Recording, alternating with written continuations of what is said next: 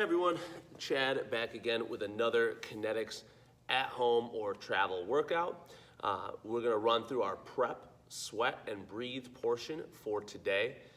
Today's workout, as always, you could add some load to some of these movements, but I'm gonna recommend that you really don't do that today unless you feel like you really have to. This is a great one if you have no equipment. It's a great one to get outside and perform if you're near a park or a track or something like that at a high school that you can use. But get outside and do this. If not, then working right in your living room or basement, whatever your setup looks like, your garage, that'll work fine too. So today we're gonna start 3 to 4 sets of our prep. The movements today are reverse lunge to a single leg vertical jump. You're gonna do it, you're gonna minute there, okay, about 30 seconds each side. And then 10 reps of a split squat with a forward torso position. And I'll show you what that looks like. 5 squat thrusts. And then lastly, 5 per side of a tall plank shoulder tap. So we're gonna alternate for a total of 10 reps. So it should look like this. Our reverse lunge to vertical jump is stepping back into that reverse lunge position, roughly 90 degrees at both knees. As I come up, I'm actually gonna jump off that forward leg that's working. So it's an explosive drive off that forward leg into a single leg vertical jump, right? I like to get a little bit of arm motion in, simulating running, right? So in opposition to the movement. But you'll go about 30 seconds on one side, switch and hit that other leg. The next movement is a little variation on our split squat. So I'm gonna move up a little bit, just understand foot position. You won't really be able to see, but we're in that 90-90 position when we're getting to the bottom of our split squat here.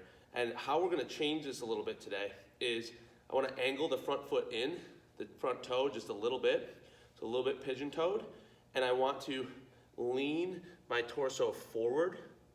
And the last piece of this is I'm actually gonna go ahead and reach towards like my back pocket on my butt, and I'm gonna turn.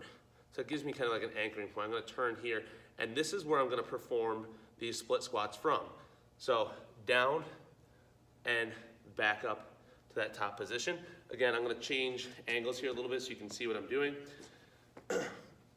Get myself into that split squat position, right? Essentially just a lunge position where I'm not moving my feet.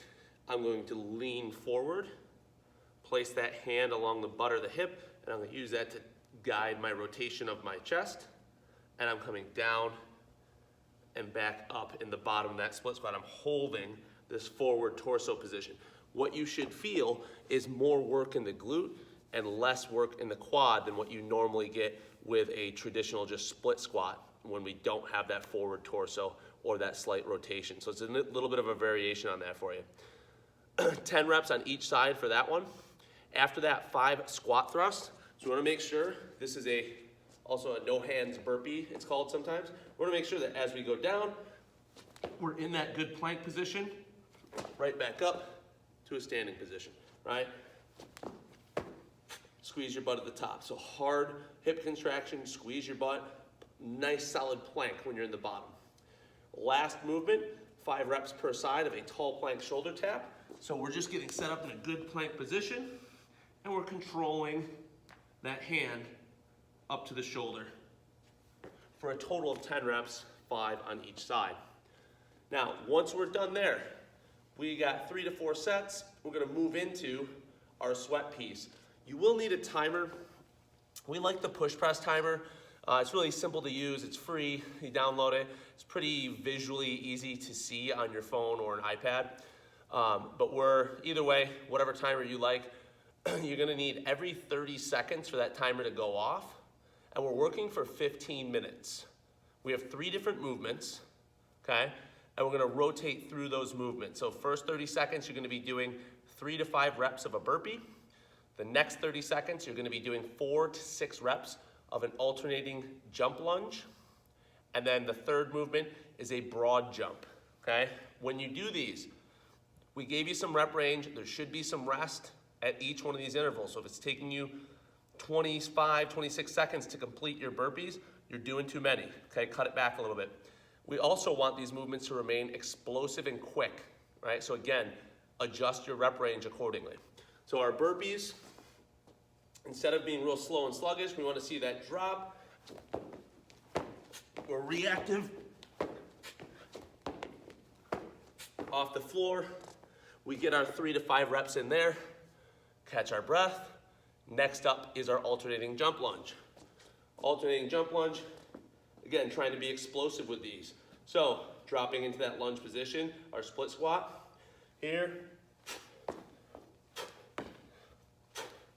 Right, we're trying to get a little bit of height out of each of those. Not worried about doing one of these where I'm just switching my feet real fast. I want to extend, come down and land, right? 4 to 6 total reps there, okay? So 2 to 3 per side. Last movement, a broad jump, okay? I want you, if you hit 2 of these in that 30 seconds, I want you to make sure that you're resetting in between. We're not trying to hit one right into the next. We want to see explosive movements here. So it's that good arm swing, okay? Hinge back. I'm gonna extend the hip, throw my arms forward to propel myself. Okay? Try to do my best not to jump out of screen here. Okay? We want a powerful jump, maximal distance that you can cover. Okay? If that means only one broad jump, then just do the one. If you're in a small confined space, you don't have a lot of room to broad jump, turn it into a vertical jump. Same idea, but now I'm trying to get as much height as possible. Reset, second rep. Right? You're gonna end up cycling through that 10 times. So you'll do each movement 10 times total. After you finish, we're gonna catch our breath, get into our static back position.